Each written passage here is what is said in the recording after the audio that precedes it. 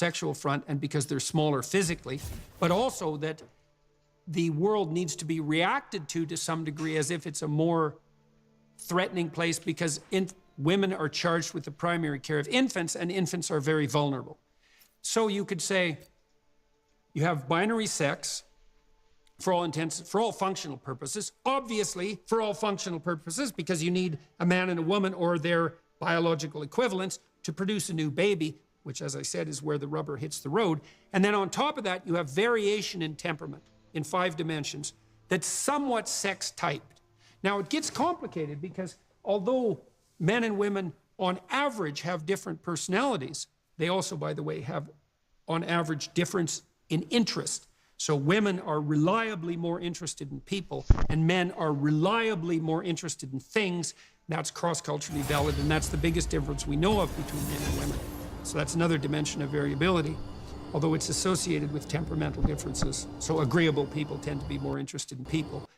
In any case, there's enough variability within that 5-dimensional space, so there are no shortage of more masculine women and more feminine men. And so that doesn't mean that they're not binary in their fundamental biological function or their cellular identity or a multitude of markers at the physiological level, which we could detail, but which I would believe are painfully obvious to everyone. And so now, if gender is something like temperamental variability, then it exists. If it isn't temperamental variability, I don't know what the hell it is. And the gender theorists, who are fuzzy thinkers beyond compare, don't ever try to nail down their concepts to something approximating multi-trait, multi-method measurement, which is, okay, if you're talking about gender, what do you mean?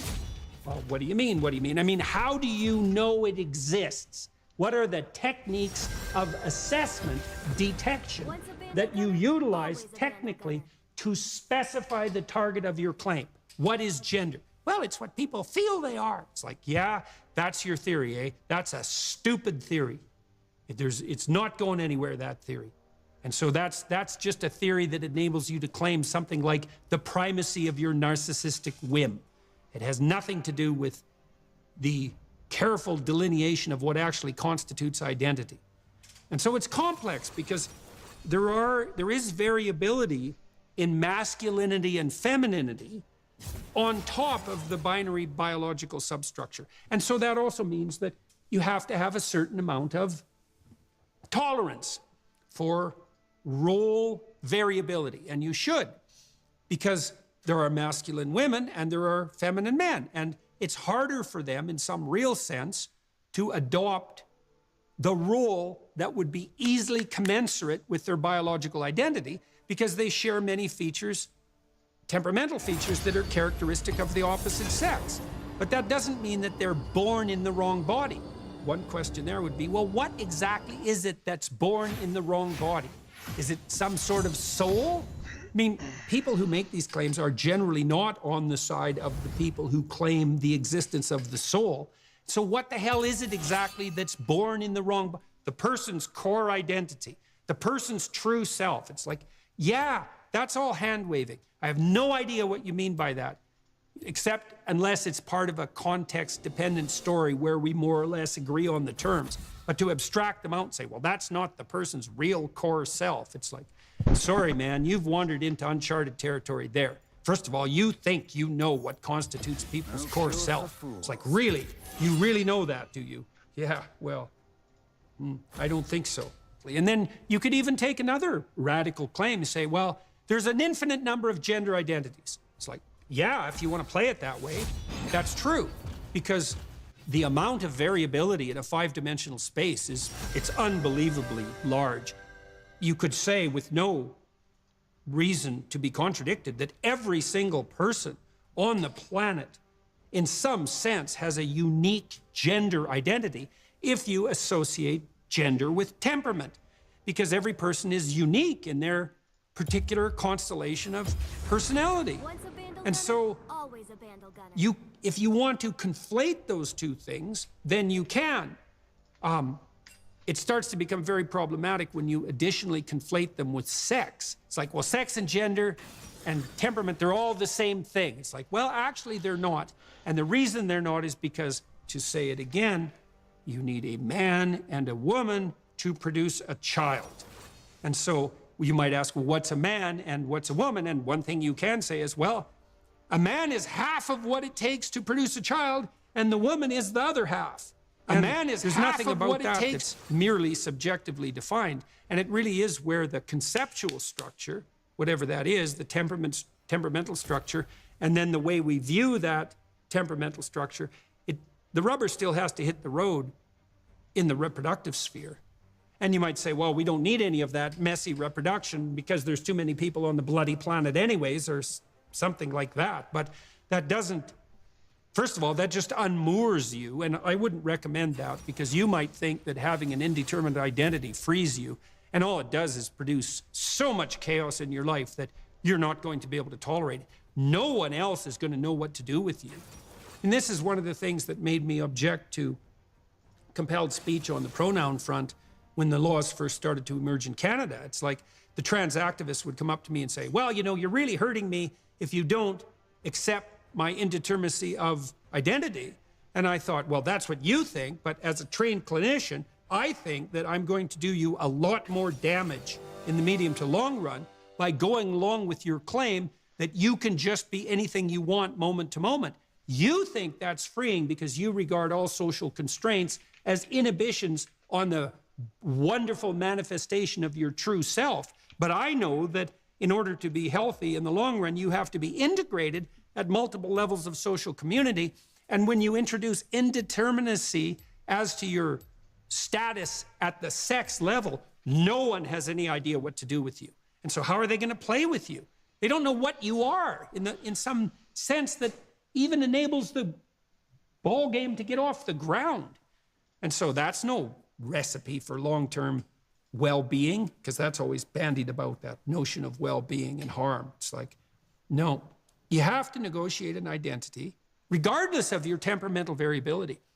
You have to negotiate an identity that allows other people to get a handle on you in some sense. It's like, well, what are you?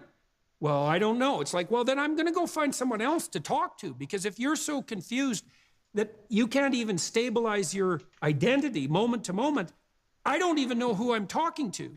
And why would I do that? It's too complicated. You're too much drama. You're too much trouble.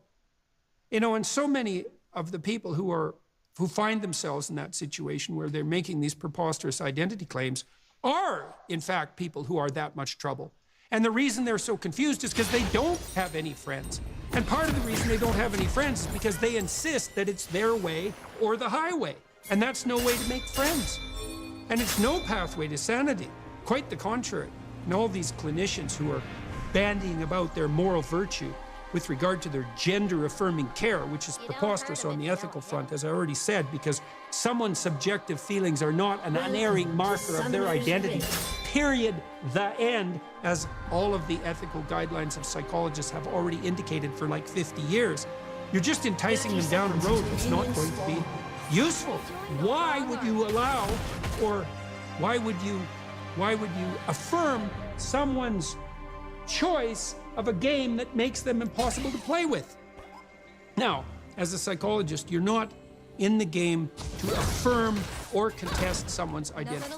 What you are in the game of is helping them negotiate an identity in the therapeutic context that will generalize outside the therapeutic context, obviously.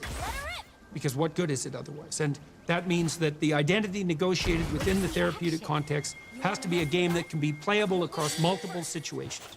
And that sets serious constraints on what that identity is going to be. So, for example, if you never listen, then you're not going to be playing a very successful game.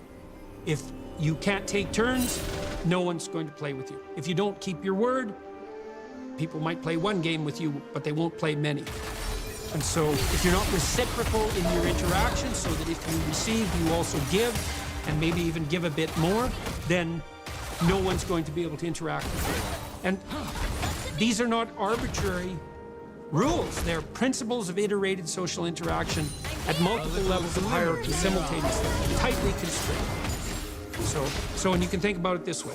You're a player in a basketball team in a league. Okay, so what are you doing when you're playing the game?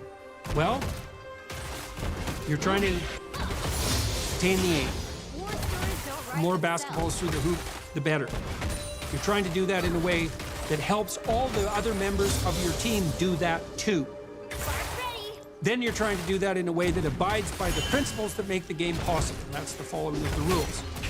Then you're doing it in a way that may also lead to the development of the skill of the people on the opposing team, because you want your teams to be appropriately matched, because otherwise the game isn't any fun. And so you might say, well, what's the point of the competition? And you might say to defeat the other team, and that's a very local point. But the more compelling point is that both teams are playing so that both teams become more skillful. And that's a superordinate ethic of the game. And then, so now your behavior is constrained by the necessity of being a good teammate, and then your team's behavior is constrained by the necessity of abiding by the principles of fair competition and the rules of the game. And then the game isn't just the game, because you're playing a sequence of games because you're in a league, and so you have to play the game so that your skill improves over the games, and so that other teams want to play with you and want to play fairly with you, so you can't cheat, because the next time you meet them, they're going to take revenge for your cheating. And then you have to play by the rules of fair play so that your teammates like you, so that your opponents admire you or respect you, or both, so that the crowd is pleased with the manner in which you conduct yourself, and so that improves across time. And so that's extraordinarily constrained. Your identity as a basketball player is extraordinarily constrained. And even if you're the most skillful player on the team, if it's all about you, then your technical skill, the mismatch between your technical skill and your game ethic is going to doom you to failure over any reasonable period of time, even if you're extremely skillful. Now, obviously, the best player is going to be someone who's extremely skillful and who has a very high standard of iterated game ethic. That's the optimal player. And you can say that about every single game. And then if you think about that, you can understand how sanity has to be nested inside a social community, because it's the regulation of the individual, the integrated regulation of the individual in relationship to these superordinate structures that, as I said before, in some sense, defines sanity itself, at least of the desirable kind. And it's appalling for therapists to abandon that conception in favor of something like a subjectively defined identity of whim. It's an absolute and utter unethical abdication of every element of professional responsibility. And the same thing goes for the physicians who are wandering down this idiot pathway just as quickly. There is no excuse for it. So there's no conceptual excuse for it. There's no ethical excuse for it. And fear of the mob doesn't justify it either.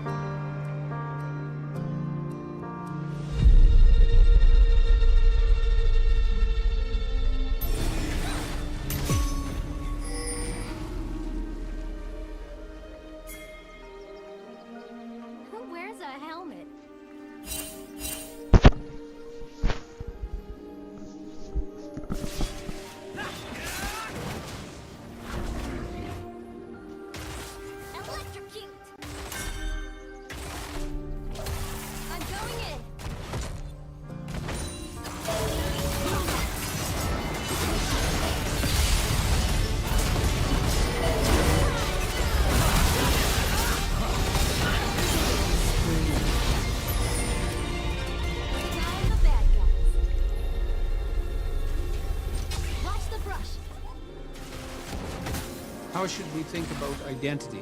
Well, that's a germane question for the current situation.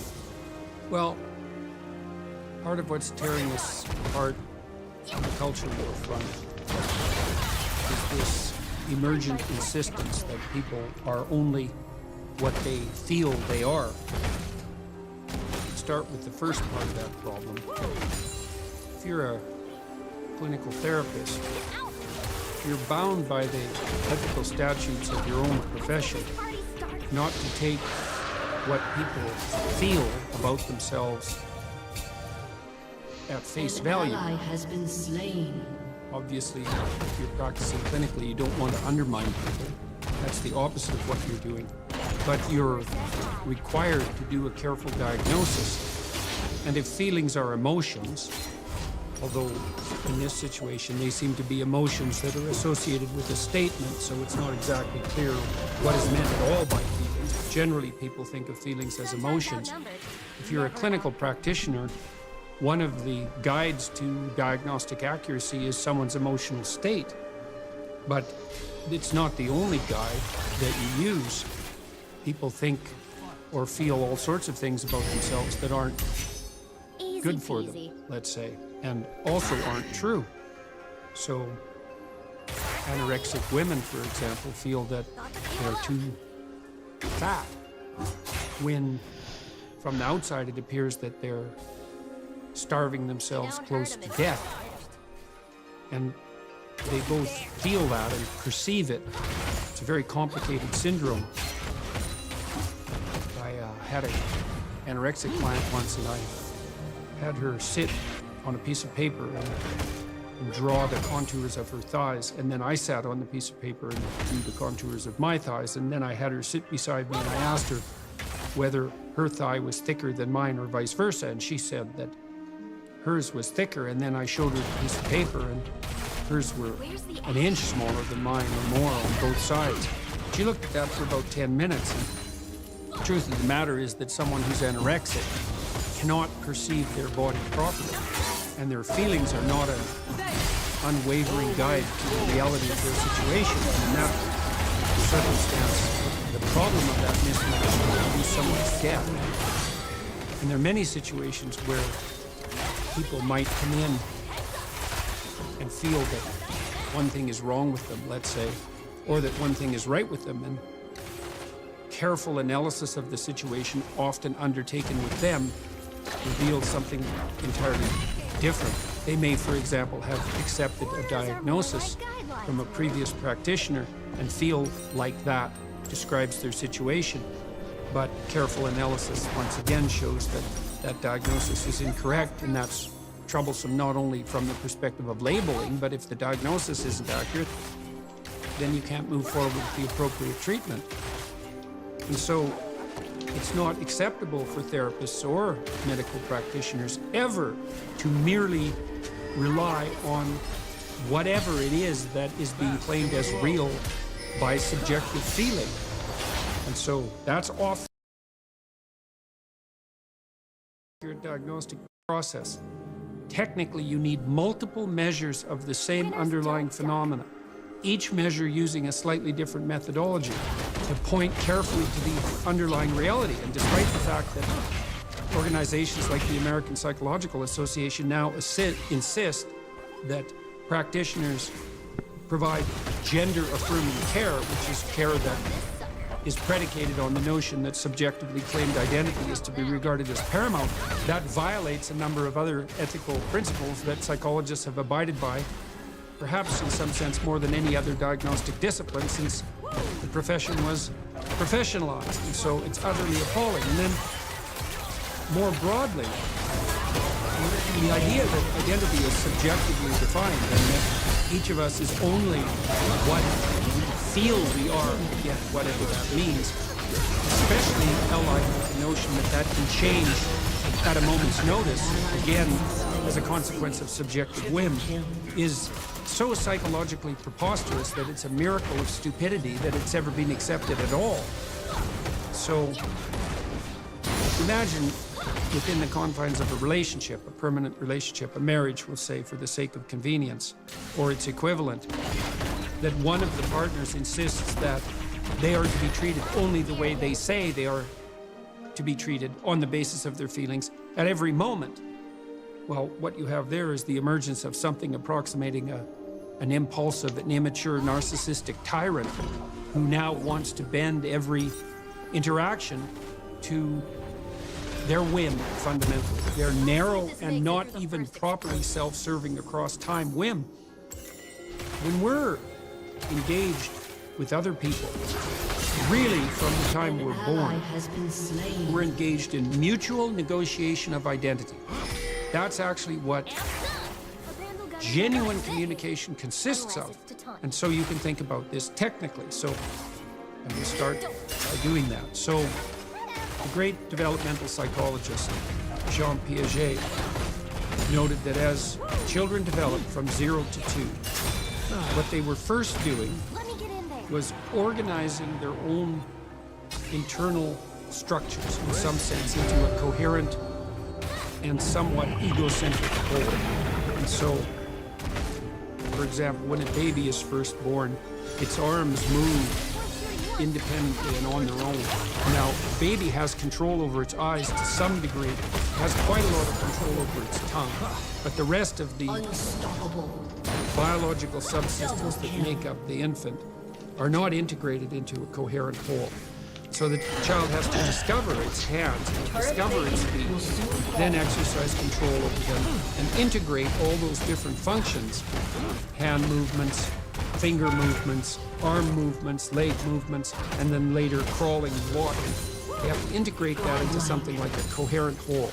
And then the same applies on the emotional and motivational front. So you see very young children between the ages of birth and 2 cycling through emotional states and motivational states. So a motivational state, for the sake of simplicity, might be regarded as an instinct, a psychophysiologically manifested instinct of perception and action, and that aims at a specific goal. So hunger would be a motivational drive, and thirst would be a motivational drive, and the desire to breathe would be a motivational drive. The target for all of those is quite obvious.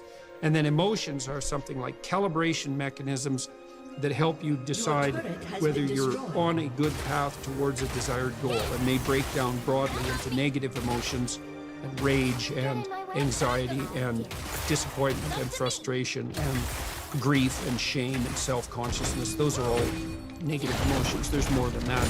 And then on the positive emotion side, there's a less differentiated vocabulary: enthusiasm, hope, surprise, interest, courage. Those are allied with approach behavior, where the negative emotions are associated with cessation of action or movement backwards, roughly speaking. It's a bit more complicated than that. Now, each of those independent motivational and emotional states have a somewhat independent psychophysiological underpinning. You could think about them in some real sense as sub-personalities. So imagine when you become angry, why is that a sub-personality? Well, it has a viewpoint. So when you're enraged, you see the world a certain way, and it has a certain emotional sense.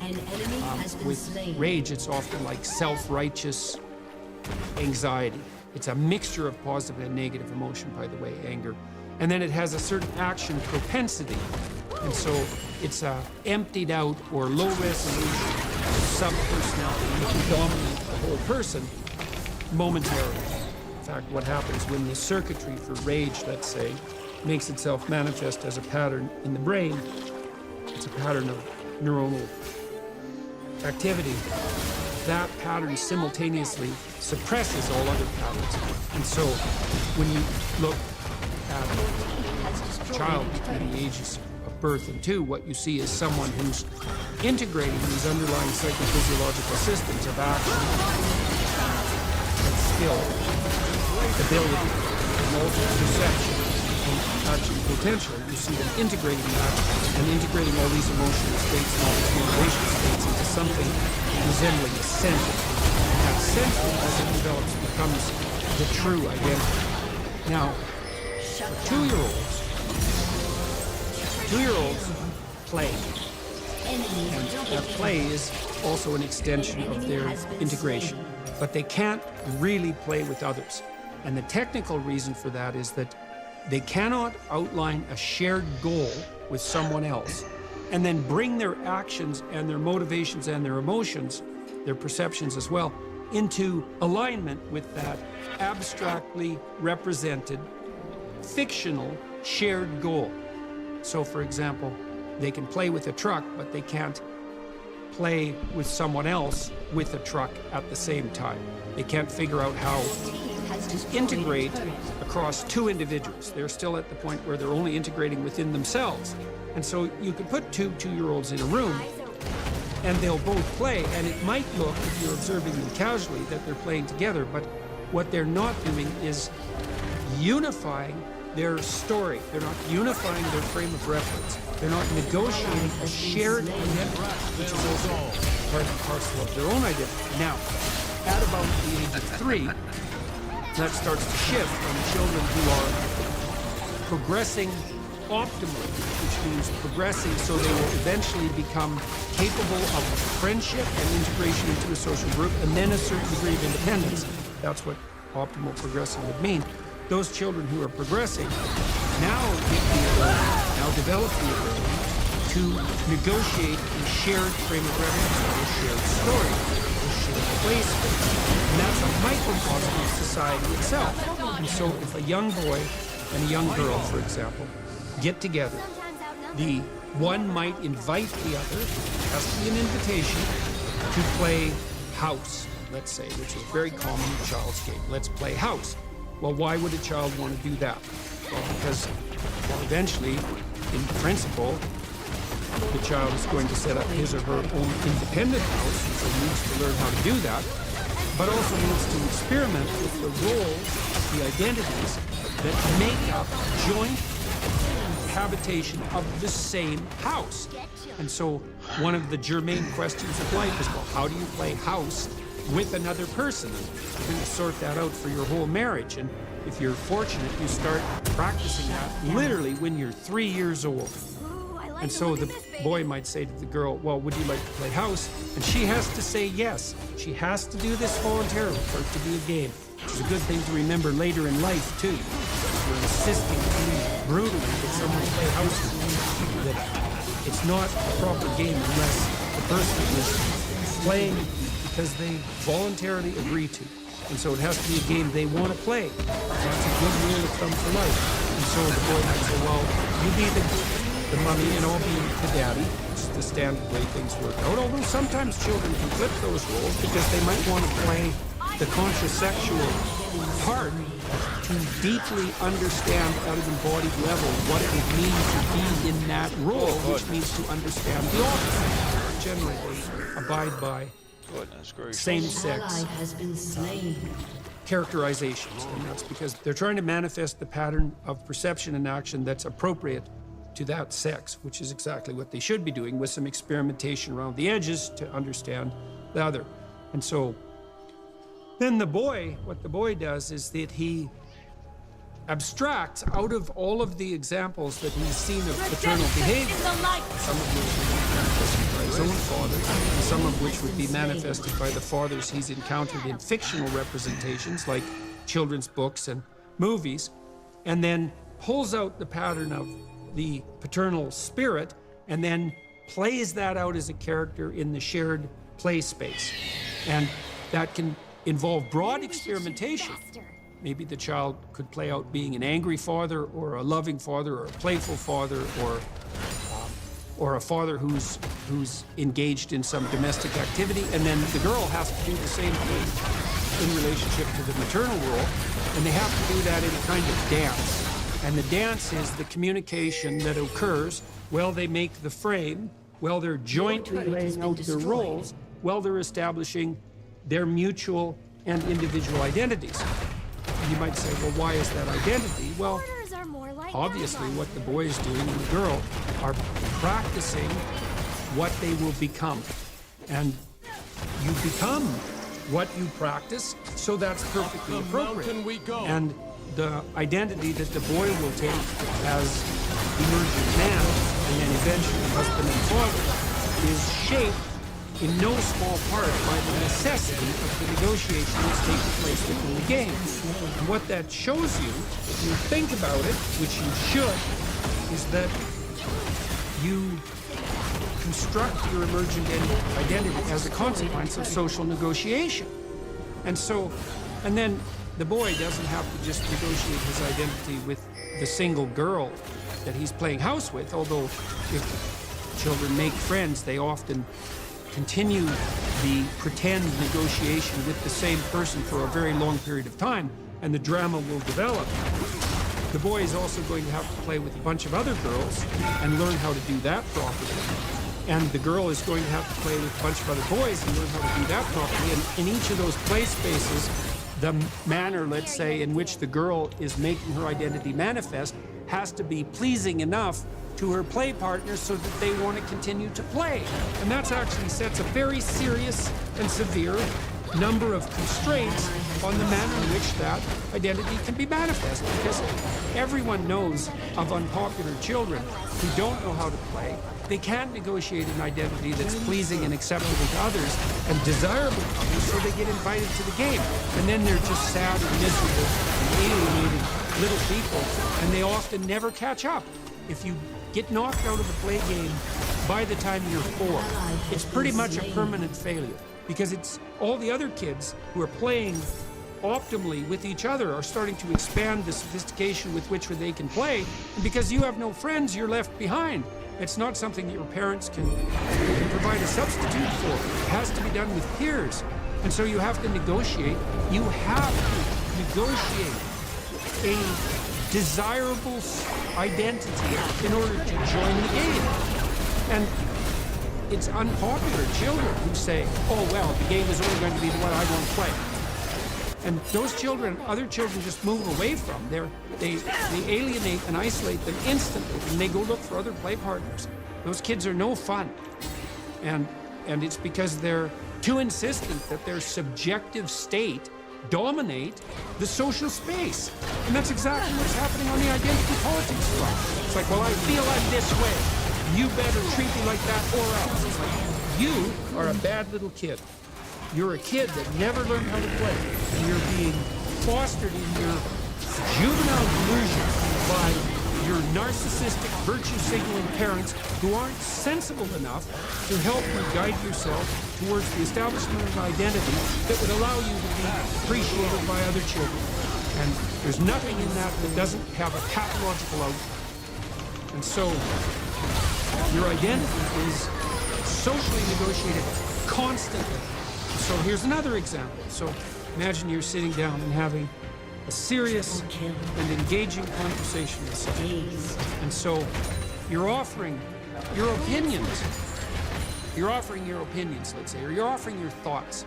That's better, because opinions tend to be propagandistic. Let's say you're offering your genuine thoughts. And each of those thoughts is a micro manifestation of your personality. And so you could think of each thought, coherently stated, as a tiny fractal fragment of your personality. And you're offering it as a possible mode of being. It's a fraction of a mode of possible being. Here's what I think, which means here's how I would consider seeing the world and acting in this micro way that might only be definable by a few sentences. And you offer that to the other person, and what you want to do is you want to know, well, what do you think about that? And the question is something like, if I chose to employ this manner of perception and action in the world, this thought, if I chose to employ that and embody it, what response would that need from you? And you want to know that, because if you're thinking, which means you're modifying yourself in some small manner or sometimes large manner if they're profound thoughts, you want to know, well, here's the way I'm reconfiguring how I perceive and act, and now I want to know, is that an applicable pattern to manifest in the world? And so you offer it to someone else, and you want to see, well, how they react. And if they react with playful enthusiasm, let's say, oh, that's a good idea, and that starts to activate more ideas on their part, you think, hey, that's a bang-up fractional personality, and I can implement that. And then it's deeper than that. And then the reward you receive from the other person who opens their arms, let's say, to your new revelation, produces on your part a neurochemical reaction that involves dopamine release, which signifies that you've taken a step forward in a positive direction. And then that dopamine not only makes you feel good, but all the neural pathways that you just activated to generate that thought are bathed in dopamine and they grow. And so that's how you establish your identity. And then you think, well, your identity isn't good enough. How do you know that? Well, do you live in paradise? And if the answer is no, well, then your identity isn't good enough. And so then you might ask, well, how do you modify your identity so that it continues to grow and develop? And the answer is you engage in honest dialogue and communication with other people. And you pay attention to what happens in the world as well. A lot of what we do is mediated socially. So you engage in honest dialogue with other people, and you try out new fragmentary modes of feeling, just like a child experiments with different roles of play. You manifest them in the social space, and then you evaluate the consequence, and you keep what works, and you get rid of what doesn't. So maybe you have an idea, and everyone gets upset and irritated about it. And now sometimes you might have to go ahead with that idea anyways, but most of the time, if when you say something, everyone around you wants to get away from you, that's probably at least evidence of some sort that that's probably not a good pathway to walk down. And so not only do you construct your identity socially right from the beginning, but you also enlarge and transform your identity socially, if you have any sense at all, if you want to maintain your sanity as you travel through your life. And then, more than that, you might say, well, I need to be what I feel or I won't be sane. And that's a claim. If I'm not allowed to subjectively define my identity, it will tumble me into such a spiral that I'll be suicidally inclined, because that's a claim that is made manifest very commonly. First of all, if you're very confused about your identity, let's say you have gender dysphoria, you are suffering from a number of symptoms that are more generally associated with depression and anxiety in a more low-resolution way, and some specific symptoms that mark out your gender dysphoria. And you might say that it's the gender dysphoria that's predisposing you to whatever self-destructive urges you might have that could manifest themselves in suicide. But the clinical literature indicates quite clearly that it's actually the co-activated association of more generic symptoms of depression and anxiety that elevate whatever suicide risk you have. And so the notion that mere subjective insistence on your feeling identity is going to reduce your proclivity to suicide is absolutely preposterous. There's no evidence whatsoever that that's the case. And then the notion that your sanity is dependent only on the manifestation of your subjective state of being, that needs to be made paramount, that's also completely insane, because you can't be sane, and this is actually a problem with many conceptualizations of sanity, many derived from the clinical literature. It's not sufficiently social, because you can't be sane by yourself. It's not possible. You have to organize yourself within the confines of a community. And so what does that mean? Well, let's say one of the hallmarks of sanity, insofar as sanity is desirable, is a rather profound absence of anxiety and pain-like misery. Okay, and then let's say you're in a really bad marriage. Well, are you sane? Well, you might say, well, my marriage is driving me insane. It's like, maybe it's the mismatch between your character and your marriage, or your mismatch between your character and your spouse that's driving you insane. It's the mismatch. The mismatch doesn't mean that it's the marriage that's driving you insane, because maybe you're just wrong about a lot of things, and that's why the marriage is driving you insane. But the notion that you could be sane in the absence of the proper functioning of the relationships within which you're nested is utterly preposterous. That cannot happen.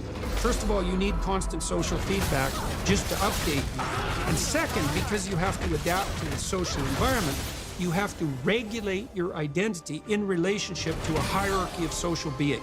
You have to get along with someone intimate, You have to get along with your children and your parents, and to some degree your extended family. And you cannot, but you pay for it with misery and fractionation. You have to have your family integrated within a local community. The community has to be integrated into a hierarchy, into a network of communities, otherwise the communities fight. The network of communities, which might be the state or the province, let's say, has to be integrated into the nation. And so there has to be a concordance across every one of those levels in order for you,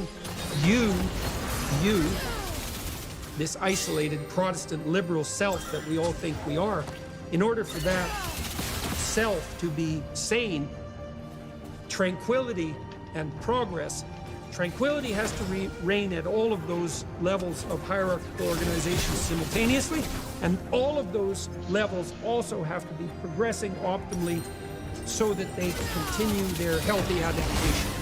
And there's no true sanity without all that being organized. And you can think about that musically. You can think about it like you're a note in a symphony, something like that.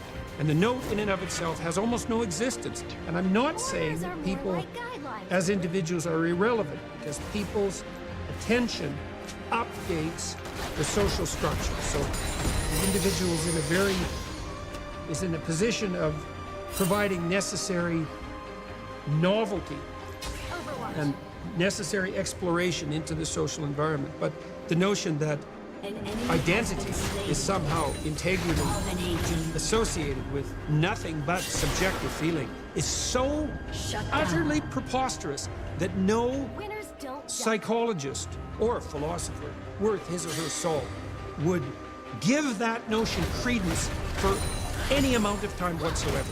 And to suggest to people that not only is their identity subjectively defined in the fundamental sense, but also transmutable moment by moment according to whim, is to do nothing but demoralize those people by throwing them into the utter sea of chaos, removing all the rule-like enablers that allow them to play social games and making them hopeless. So that's identity.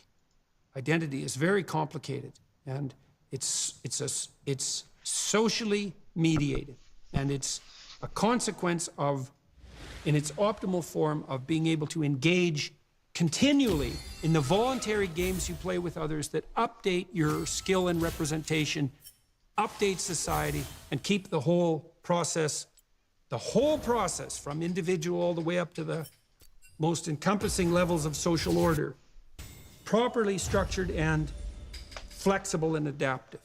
You might say, well, look, I don't care about all those intermediary social orders.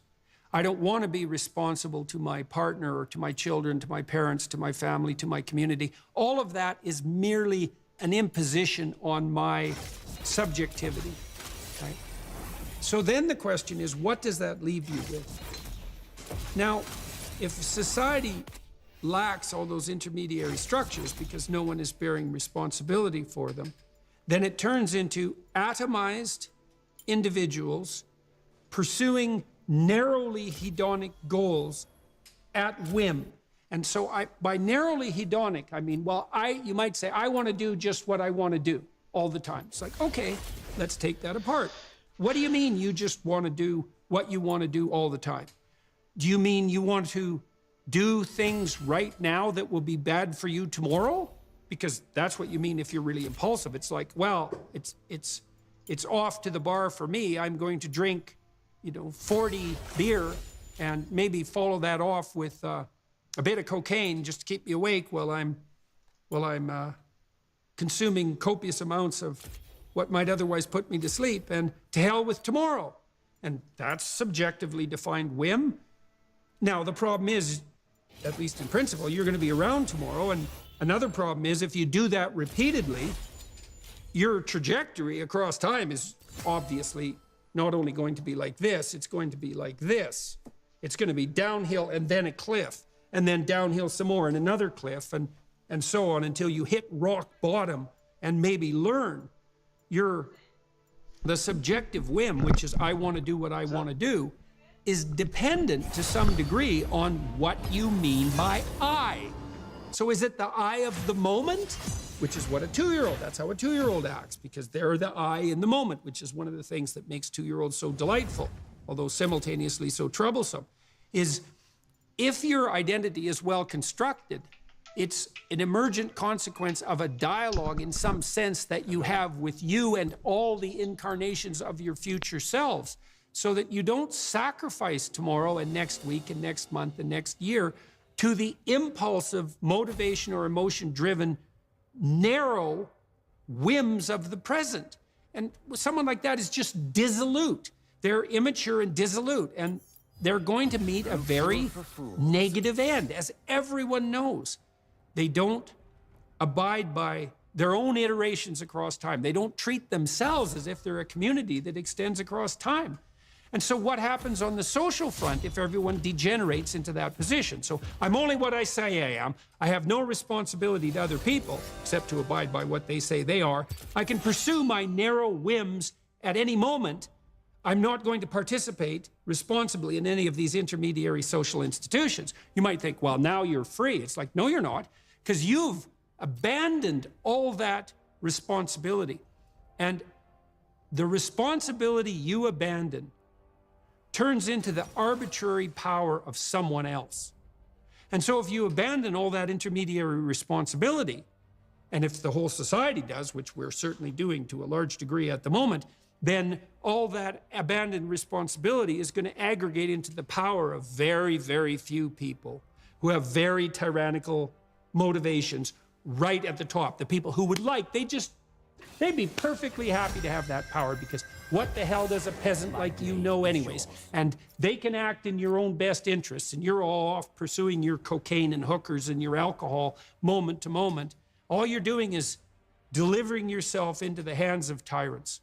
And that's the inevitable consequence of that. You may remember in the movie Pinocchio, Pinocchio is convinced at one point by the fox and the cat, agents of the coachman, who's Satan himself for all intents and purposes, that he's a neurotic victim.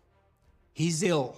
And what he needs, because he's ill and because he's a victim, is a nice trip to Pleasure Island. And so Pleasure Island is a place where you can go with all the other not grown-up delinquents to do whatever the hell you want. You can smash whatever you want, you can drink whatever you want, you can smoke whatever you want. It's just an orgy of impulsive self-gratification. And you deserve it, because after all, you're a victim. And so what's the consequence of that in the movie? And you have to understand that this is a movie that gripped the public imagination. So the fact that it gripped imagination in this creative manner indicates that it's dealing with something universal, because otherwise it wouldn't grip public imagination, especially not for decades, as it has. Well, all the impulsive, pleasure-seeking victims pursuing hedonism because they deserve it, after all, first of all, lose their voice and bray nothing but nonsense. And if you listen to ideologues talk, you can understand that, because an ideologue says the same thing that all other ideologues say. And it's a kind of mindless chatter. It's the sort of thing that you'd hear played over Orwellian loudspeakers in a movie set on 1984. Here's the things you have to believe. Chatter, chatter, chatter. And so that's the braying of the donkeys, the beasts of burden that the pleasure-seeking hedonist inevitably gets transformed into. And what Pinocchio discovers after being halfway transformed into a jackass, a braying jackass, which is an ideologue, certainly, is that all of those donkeys, all of those jackasses, are going to be sold into slavery. And so that's the net consequence of this narrow, subjectively defined hedonistic identity. And so if that's the catastrophe that you want in your life, go ahead and work towards it. But it's not like all that responsibility that you've abdicated isn't going to be taken up by people who will use that abdication for their own grim purposes.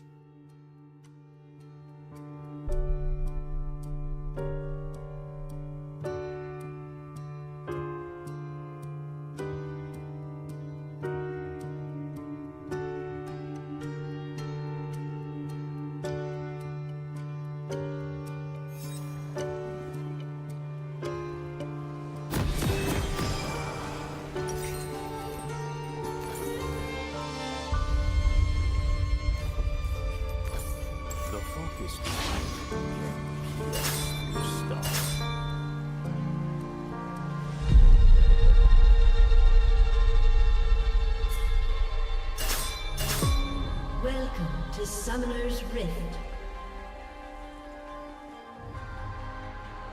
In me, Wuju lives on. 30 seconds until minions spawn.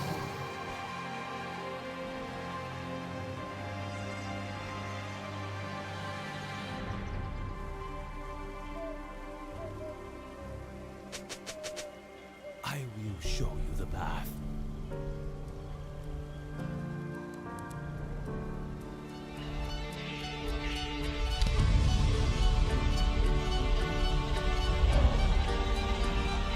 Minions have spawned.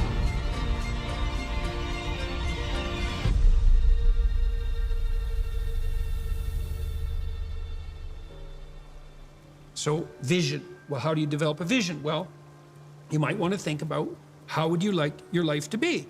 So we could make this practical. Say, this is how you bring heaven down to earth. That's to make the abstract practical. And that's always very useful. That's the differentiation of Jacob's ladder, by the way. That's the axis mundi, the central point of the world. It's like, well, what do you want? Well, let's throw, you could ask yourself that. If you could have what you wanted, what would that be? So we could throw out some possibilities. People trust you.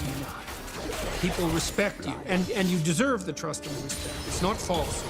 People can rely on you. You're good for yourself and you're good for other people.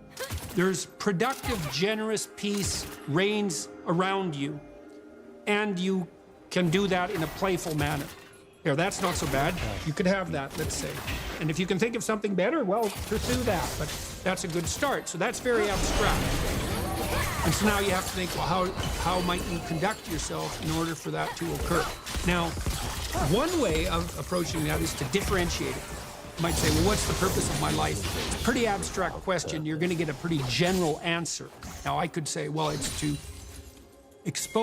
be willing to adopt this spirit of challenge in relationship to life's vicissitudes. But it's still pretty abstract. So, well, yeah, but how do I go about doing that? Well, you have to differentiate it. That's the bringing up the divine message down into the realm of practical applicability. How do you make that principle real in your own life? Well, here's one way of doing it. Where do people find the significance in their life? So you could envision participating in this process. Well, what do people generally need and want? Well, here we can make a list. So this is, imagine we're taking that general principle. That's the golden cap of the pyramid. And that's even the eye above the pyramid. That's another way of thinking about it. It's this superordinate principle, uniting monotheistic principle in some real sense. Now we have to differentiate. Well, most people would like an intimate relationship. Okay, and so what does that mean? Well, intimate means physically intimate, but it likely means emotionally intimate, and it probably means iterating across some reasonable period of time, unless you just want everyone around from whom you're deriving physical gratification to be the whim of the moment, in which case you're basically a psychopath, and I wouldn't recommend that as a pathway forward. You're a narcissistic psychopath, and you might think, well, I get what I want. It's like, well, no, you won't, because your life will degenerate, so that's a bad theory.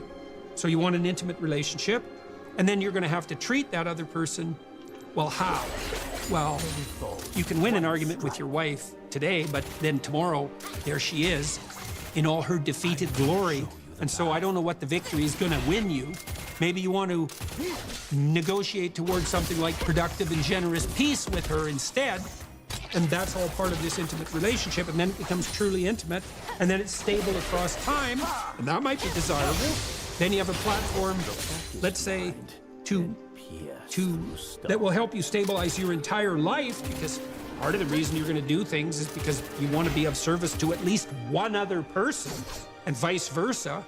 Because if it's just for yourself, that's pretty damn dismal and immature and pointless and futile, and it doesn't work anyways.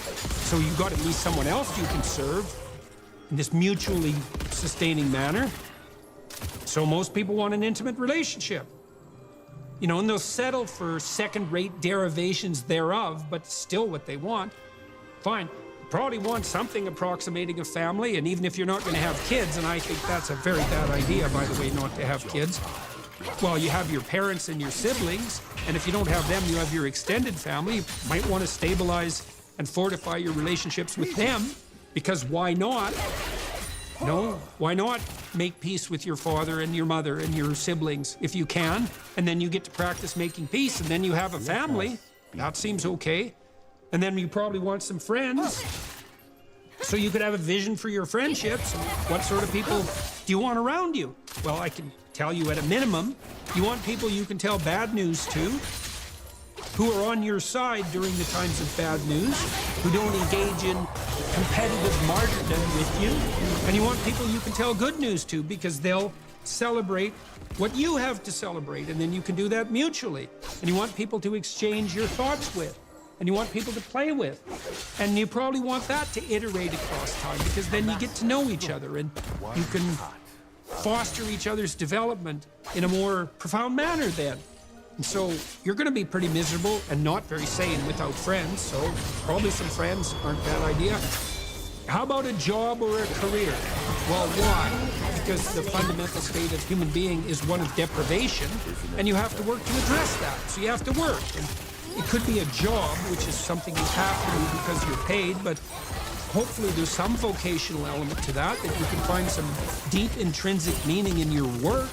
And you can certainly do that if you're working with your hands. You can find a sustaining meaning in the responsibility you take in relationship to your job and your career. And then I would say also, if you're good at it, so you're skilled at what you do, plus you're a good team player, I don't care where you're working, it could become a real center of the world for you. You know, when I was a kid, 14, 15, 16, I worked in restaurants for years, and I really liked that. And that's a very complicated thing to do, to work in a restaurant. I was just a dishwasher and then a cook. As I moved up the ladder, let's say, and I learned to cook and I learned to clean and I learned to be hospitable and I learned to work in a complex, dynamic environment, because a restaurant is exactly that. And, you know, I got along with the people I worked with, and I came to work on time and I did my bloody job and I tried to do it right. And so most of the people who were my superiors, so to speak, were happy with me. They wanted me to be there and I wanted to be there. You know, it was still a pain when I was a kid sometimes to have to go to work when my friends were out, you know, drinking beer at the local river. And I might have wanted to do that instead. But fundamentally, immersing myself in that environment was positive in every sort of way and made me more responsible and mature. And I enjoyed it a lot. Many of the best memories I have from my adolescence are the times I spent working in restaurants. And you can do that in a masterful manner. You know, there are great restaurants where you walk in and everything's perfect. It's so hospitable. Everyone is treating everyone else extremely well. The food is of immense quality. Like, that's a paradisal place. And you can work to make that. I don't care where you're working, you can work to make that happen. You can treat the people around you right. You can treat your customers right. You can shed your bitterness and your resentment. You can take on the lowly status of your beginner job as if it's also a field of unlimited opportunity, which it is if you can get your head around it. And then that could be part of the vision of your life. And then you can think about that job or career as something that unfolds and develops across time, too. And if you make a commitment where you are locally, I don't care where it is, your opportunities are just going to multiply like mad. You know, so like if you're a short order cook at a restaurant, you have a single shift, and you're a really good cook, you'll find pretty soon that the restaurant is much busier when you're cooking, and that people are pretty damn happy to be there, and you'll get a reputation with your boss. If he or she has any sense and any greed of the proper sort whatsoever, they're going to recognize you, and then, you know, maybe you move from that restaurant to a restaurant with more possibility, or at least somewhere else with more possibility. And you can do that, I don't care where you are. If you have the opportunity to have a job and you're not working with people who are entirely tyrannical and pathological, if you make the right sacrifices in that position and you have the proper vision, which isn't based on resentment, oh, why do I have to do this stupid job? It's like, well, it's going to be a stupid job if that's the attitude you have towards it. Instead, if you try to foster all the interpersonal relationships you have in that environment, you'll find that there's an infinite amount of possibilities right there in front of you, like there always is. And so, what else? Well, how about some education? You know, you're probably not as informed as you might be, and probably something interests you. It's like, well, why don't you delve into that a bit more and make something more of yourself? Educate yourself to the limits of your intelligence. And Make a plan for that. And you can do that formally, or you can do it informally. You can do it by reading. There's many great books, and they're not expensive. In fact, the greater the book, the less it costs, weirdly enough. And so you can just do that, make a plan. I want to read a book a month, or a book every 6 months, or a book a day. I don't care. Or I want to listen to a podcast a week, or something like that. It's like, expand yourself a bit. Have a plan to be educated. What else? What should you do with your time outside of work? Well, play a good game, right? Maybe you want to do something creative. If you're high in openness, that's probably what you want to do. Maybe you want to take on some civic responsibility and duty. That's what you might do if you're conscientious. Maybe you want to care for someone, if you're agreeable. Or maybe you want a new domain for your ambition, if you're more disagreeable. Maybe you want to work to make your family more secure. That would be a good way of constraining your trait neuroticism. Maybe you want to expand your social engagements. You're extrovert. It's like, fine, those are good things to do with your time outside of work. They're all matched to your temperament. You can mix and match and do a bunch of those things at once. You know, I used to talk to my students at the UP and say, well, how much time, by your own definition, how much time do you waste a day? And the median, which is the most typical amount of time wasted, was always about 8 hours. It's like, oh, you waste half your awake time. And you wonder why things aren't going for you that well in your life. You can just do the economic calculations. Well, let's say you're worth $25 an hour, all things considered. Maybe you can't find a job that would pay you that much, but that doesn't mean your time is only worth what you could attain in a given job, because everything you do now echoes into the future. And so let's say it's $25 an hour just for the sake of mathematical computation. Well, that's $200 a day. It's $1,400 a week. It's $5,600 a month. It's basically $70,000 a year. So every year that you spend wasting 8 hours a day, you deprive yourself of the equivalent of a full-time and somewhat generous income. So that's just, and if your life isn't going very well, you might think, well, maybe it's because I waste half of it. That there could be some relationship between those things. Then you might ask yourself, well, what would happen if I wasted none of it, like zero? And you might say, well, how difficult is life? Well, it's ultimately difficult. It's like, yeah, well, it is. So how much of it do you have to use properly in order to contend with that ultimate difficulty? And the answer might be, well, all of it. And if you're not, well, you're going to suffer, obviously, because it's difficult. And so if you're wasting time, then you're going to suffer. And so you might want to have a vision for what you do with your time. And you could ask yourself, well, if I could conceptualize and structure my free time the way I wanted to, what would that be? And then you'll have a vision. And that it's like a revelatory vision in some sense if you ask the question properly, because you can ask yourself these questions. You can ask yourself them in the micro domain. Let's say you come home from work every day to your waiting wife and children, just to take a stereotyped example. It's like, well, you're doing that every day. How would you like that homecoming to go? If you could have it the way you wanted it to be, it's like, what would you like your wife, how would you like your wife to welcome you when you returned home? And then you can sit down and talk to her. It's like, I come home every day. That's every day. That's like 15 minutes of every day. That's an hour a week. It's 50 hours a year. It's one work week. It's 2% of my life. How do I want to be welcomed when I come home? And your wife might say, well, how do I want you to welcome me when you come home? You might think, yeah, well, maybe we could get both of those right together. And then we could be welcomed in a way that was really good for both of us. What would that look like? Well, you know, I'm tired when I get home. And she might say, well, I'm tired too, because I've been taking care of the kids all day. And he might say, well, I don't want to hear about every problem that happened at home the second I get in. And she might say, well, I don't want to hear about all your problems at work right away either. It's like, okay, but we do need to talk through the problems. It's like, yeah, that would be helpful. So, you know, when I come home, why don't I say, honey, I'm home, and why don't you come and give me a hug? And why don't we notice for a moment that we're happy to be together, which is why we got married to begin with, and we can appreciate the fact that we're together, and then maybe we could have something to eat, And we can figure out how to arrange that. And then maybe we can sit for 15 minutes and talk about what happened during the day. And that could be our routine. It's like, well, what do you think of that? Well, here's how I'd modify it. It's like, okay, let's modify it that way. Well, then we'll implement it and see how it works. And then it's like 2% of your life fixed. You do that 50 times, which isn't that many times. An ally has So 100% of your life is fixed. And then when it's fixed, you can even make it better. And doing that 50 times is just not that much.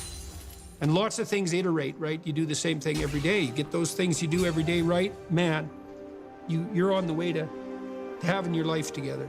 That's the ritualization of time and space in some real sense. And the application of what's essentially a religious attitude to all the elements of your life that you might otherwise regard as mundane. Oh my God, I have to do the same thing every day. It's like, hey, that's your life, man. The things you do every day. Get those things right. And then you can worry about exceptions, vacations, and so forth, adventures and all that. But man, you want to get what iterates right. That stabilizes you, and that's so helpful. And you can really do it by concentrating. You can say, well, you can go into your room, your bedroom, just sit on your bed and look around and say, ally has been slain. what bugs me about this room? And then you think, oh, well, there's, a pile of socks over there, and oh God, I haven't looked at those pieces of paper on that desk for like a year, and I don't know what's wrong with that corner, but there's spider webs everywhere. No one's paid any attention to whatever the hell's over there for quite a while, and there's some stain on the ceiling and the wallpaper's peeling there. You can see, it's like, well, what's wrong with this room? Well, how is it not optimal? And it's kind of ugly, it's kind of outdated, and kind of tasteless, and it's in disarray. It's like, that's your life, man, right there in your room. It's like, well, fix one of those things. And then you can ask yourself, well, if I had to leave this room having fixed one of those things in some micro manner, what could I do that I would do? And then do that in your whole life. And then everywhere around you, things just get a little better all the time. And there's no end to it. So then maybe in a year, you have a well-ordered and well-organized room. And then maybe in 5 years, not only is it well-ordered and well-organized, but everything's in its proper place and it's beautiful. And then that's a reflection of the transformation of your psyche, because you had to change yourself to accomplish all those things. And then that room gives you a place, right? It's a place that you've made into a small vision of paradise. And it gives you a place to start to replicate out into the broader world. And that happens because you took your own opportunity that's right in front of you. You took that seriously and without resentment. It's like, oh, this stupid room, look at how small it is. It's like, yeah, fair enough. It's not Caesar's palace. And probably that's good, because if you were Caesar, you'd be a tyrant, and then someone would kill you. And so you're pretty happy that you've got this little ratty room. It's like, well, little can be creative. Ships are often extremely interesting, and they're very tight spaces. You can do a lot with a little room. And does it have to be ugly and dismal? It's like, no. And does it have to be expensive to fix it? No. You just have to develop some taste and some will. And then you could have a little place of peace and beauty, a little walled garden. And then you learned how to build one of those. And that works. What else? Well, should you take care of yourself mentally and physically? Probably. How? Do you have an exercise routine of some sort laid out? And don't get too ambitious about it. Maybe you can only go for a walk once a week. Who the hell knows where you have to start? You should do some things for your own psychophysiological well-being. You have to learn to regulate temptation, right? Alcohol use, drug use, sexual misbehavior, defined by the engagement in sexual activities that cause your life to deteriorate. If you need a definition of what constitutes sexual pathology, that's it. And so you might want to have a strategy. Say you like to drink. It's like, okay, well, how much? Do you really need to drink 40 beer in 3 days or 2 days? Maybe that's a bit much, especially if it's an iterated process, because it's going to take you down. It's like, well, you want to have a drink now and then. Well, how much and when? Optimally, not as a constraint set against yourself, but if you were going to use it properly, what would proper look like?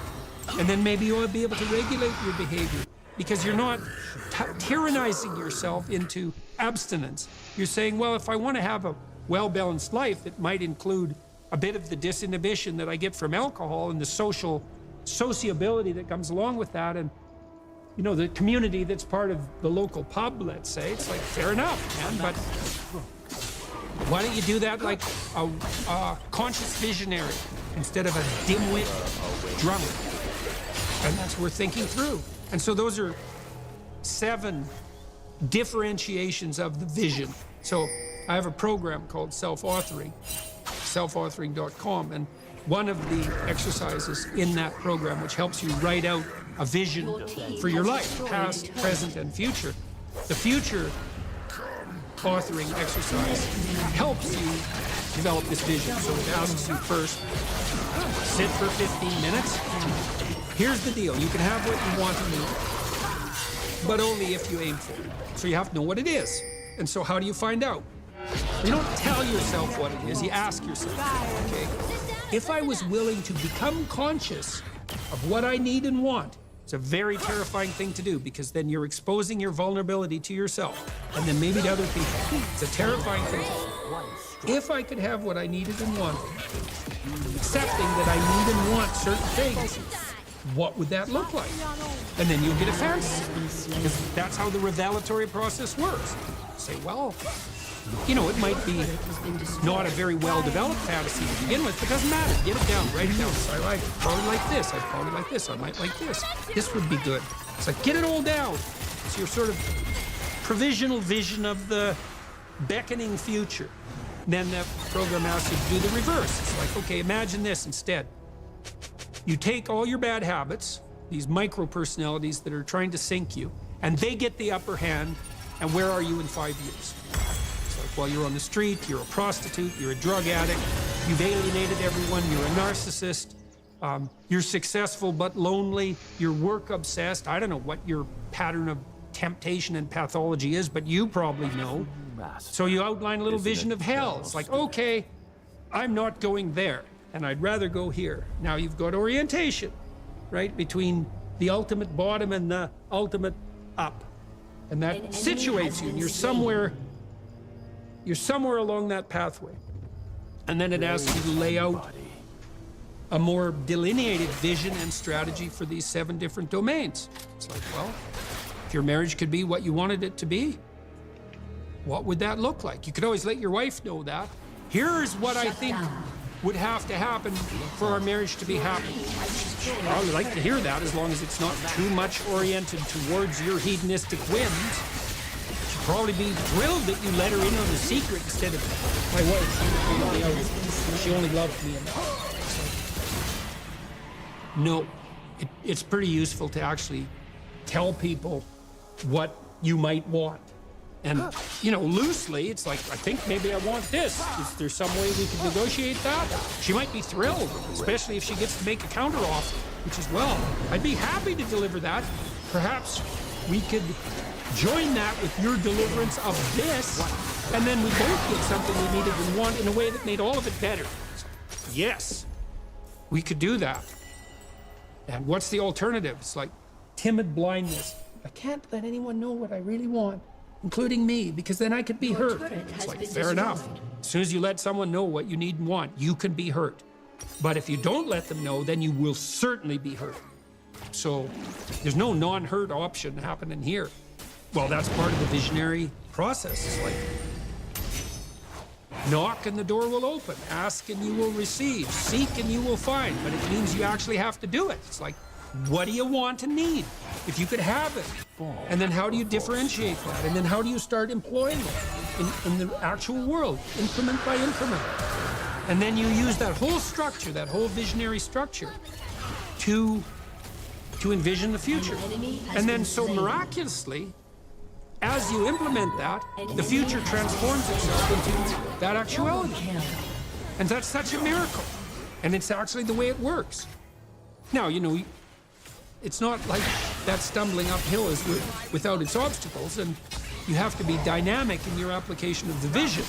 And things might not happen exactly the way you envision at the micro level, but you can still be moving towards that highest order good, and you can be flexible enough to, you know, dance with your micro plans as the landscape shifts, but without losing orientation towards the city on the hill. That's a way of thinking about it.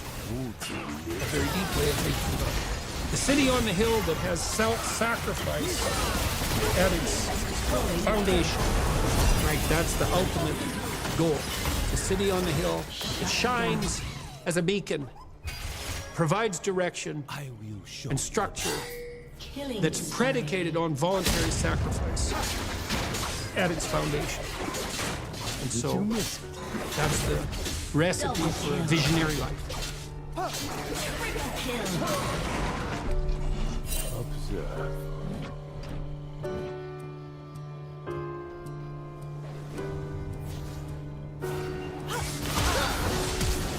Never. A master.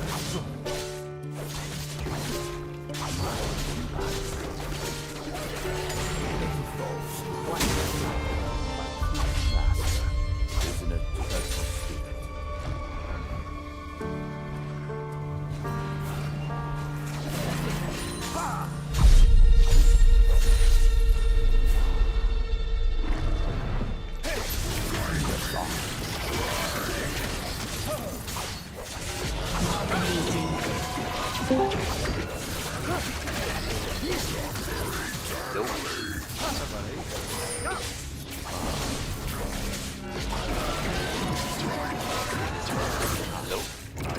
Oh, I'm not dying here. I gotta run away. Oh, man.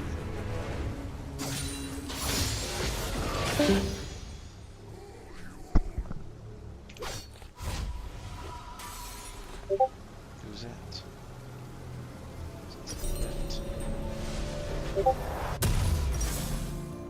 Let us begin. Godlike. What was that, Vigans?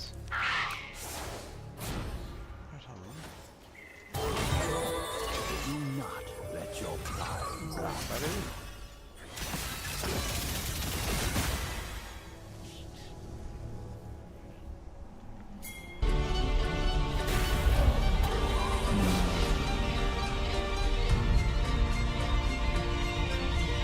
An ally has been slain.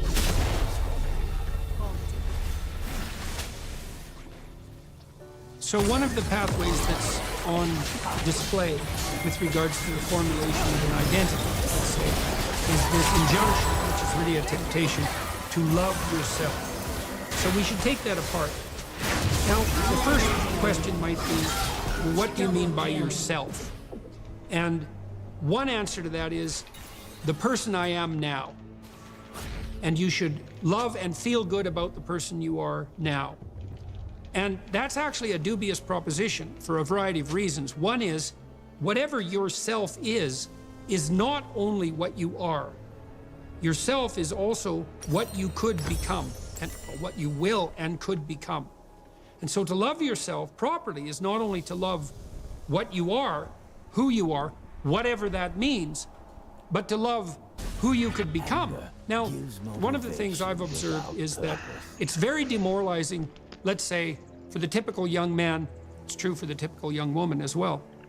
So we'll say the typical young person who's miserable and maladjusted psychologically and socially, if you just go to them and say, well, you should feel good about yourself, because they think you're good just the way you are. You're perfect just the way you are. You should accept yourself just the way you are. It's like, well, okay, so what does that say about who I should become? Is that just now off the table because I'm already good enough in every way? So am I done or something? What about who I should become? And then, well, how should I feel good about myself when I don't? Because I'm not getting along with myself. I'm anxious and hopeless, and nihilistic and depressed, and I'm not getting along with other people. So how is it that that's all somehow something I should feel good about without being deluded? And these are complicated questions, because you don't want to beat yourself with a stick, An enemy has been slain. which might be the opposite of that as well. Feel bad about yourself. It's like, no, be judicious and merciful with yourself and think that you need to accept yourself in some way, the way a mother accepts a child. But the maternal spirit is not the only spirit that governs the love that a child requires properly. You have the paternal spirit of encouragement as well, which is, well, we need to shelter and protect you and to provide for your security the way you are, but you could be a lot better and should be, and I have faith that you could be, which is the love that I'm delivering to what you're becoming rather than what you are. And so love that you direct towards yourself is partly directed towards that maternal care that's sort of the minimum precondition for basic flourishing, combined with an attitude of encouragement towards the possibilities of your being.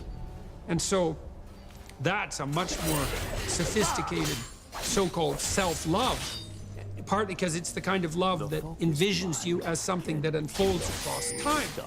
And it's a much richer conception because it also implies that there's a responsible adventure to your life. You're not all you could be, and there's pain in that, and there's the necessity for a certain amount of judgment about that, and even a certain amount of exclusion, because what you are that is insufficient, in some sense, should not be allowed to propagate further.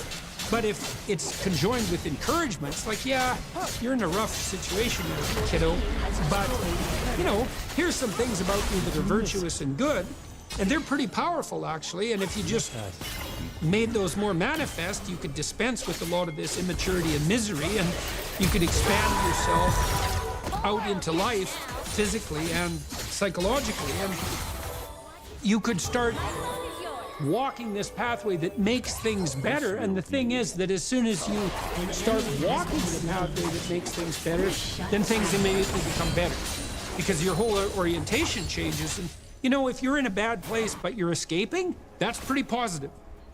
Even if it's a bad place, and you might think, well, it's still bad, but it's better. It's like, well, that's a lot better than a bad place that's getting worse. That's for sure, 'cause that's hell. Hell is a bad place that's getting worse. That's for sure. And so if you take the bad place and it's getting better, well, it's already not hell, that's a start. And so this notion of love, we've confused this with the maternal instinct for an infant. It's like, because an infant under 6 months is like, well, of course, your attitude towards an infant is you're exactly okay the way you are, in the sense that there's nothing to do with an infant under 6 months in the most fundamental sense except to provide them with total care. But that's not what you do to any child that's older than 6 months. You start laying down some criteria for becoming, for improvement. And some of that improvement, as we can define it, well, there's nothing more perfect than a child, than a baby. It's not. Yeah, but that's not true if the baby's 14 years old. Right? It's true if the baby's 6 months old and actually a baby. But by 9 months, well, the child is going to start to interact socially. And now there's some principles that the child has to learn to abide by so that social interaction is optimized.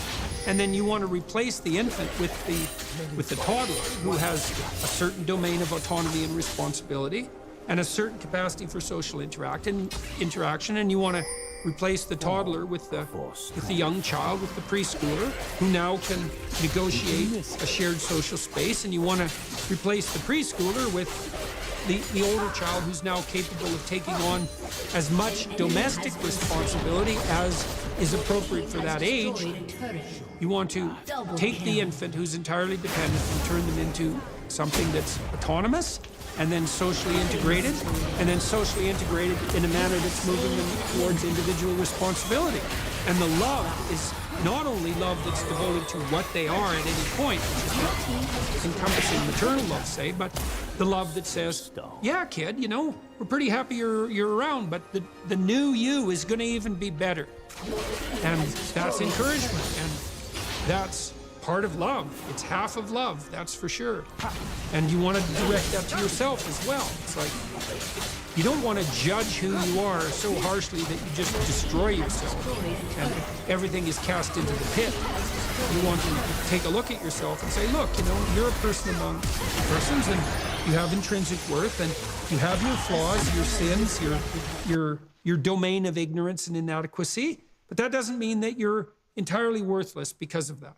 You have a base level value. That's the intrinsic worth, let's say, the It's reflective of the fact that you're made in the divine image in the most fundamental sense. You have intrinsic worth, and that's due a certain degree of baseline love.